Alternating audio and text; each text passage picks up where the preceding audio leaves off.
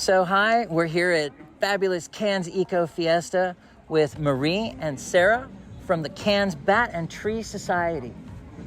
And I don't know if I've ever told you guys, but I first encountered fruit bats in the Daintree 23 years ago when I was traveling around the country. And it was at the Bat House, and it was back when it was still okay to pet bats. You didn't have to have all of the vaccinations, and it literally changed my life, and I just fell in love with fruit bats. Yes, that is in fact an incredible experience when you first meet them. And Marie, you've got quite the history. That's right. Well, yeah, I got involved in bats back in Sydney with the grey-headed flying fox, which is a really cute little bat. It's very similar in size to the spectacled flying fox, and it looks pretty similar, but it doesn't have the rings around its eyes. It's not wearing glasses, but it has trousers instead. It's cold down and I just finished my degree, and I was looking over an article in the paper saying we're going to buy this land. There is for flying foxes to live in, and this was in the days when in New South Wales we said we've got a species here. It wasn't even endangered then. It wasn't even protected then. But they said to the council, we've got this land, we've got these flying foxes, we need to conserve this land for them. And the council said, fine, we'll buy it.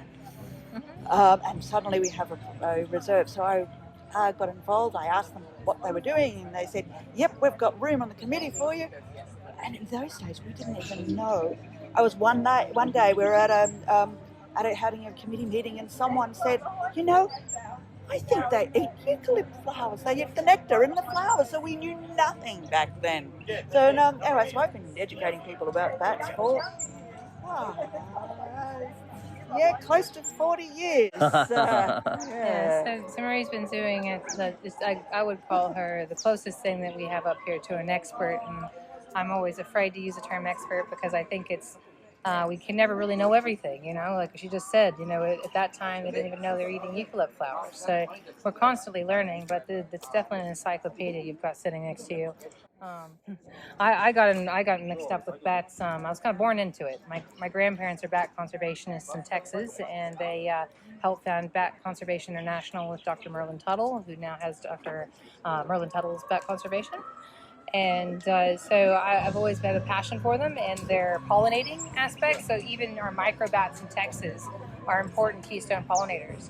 So naturally, when I moved to far north Queensland, I went around chasing bats, and I was super lucky because we are the most bat biodiverse and bat-rich region of Australia.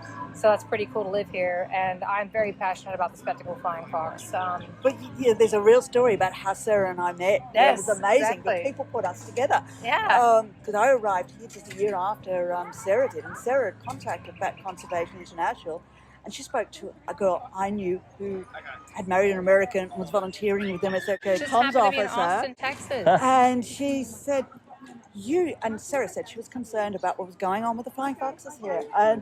And Michaela said to her, you need to catch up with Marie. She's getting there, and any minute now she'll be arriving in Cairns. And she did, and she happened to move right down the road from me. I was living in Speewah, and she's moved down to Coranda. It couldn't have worked out better, but it's kind of like, bat people flock together, and I guess our passion here combines where we can try to get everyone else to really get on board with understanding the importance and beauty of our spectacled flying fox up here and our other beautiful bats, and how much they have to do with keeping our beautiful natural environment pristine and regenerating it. And we love the cassowary. Who doesn't love the cassowary? Don't hug one, they don't like that, but we can love them from afar.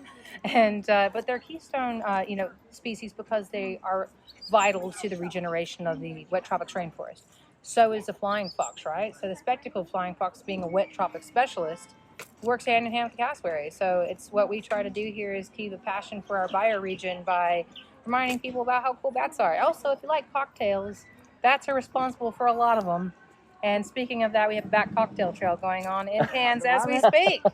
So bat-themed cocktails. I mean, let's go. And that's part of our Cairns Bat Festival next. 5 o'clock now. Yeah, and that is part of our Cairns Bat Festival. Yeah.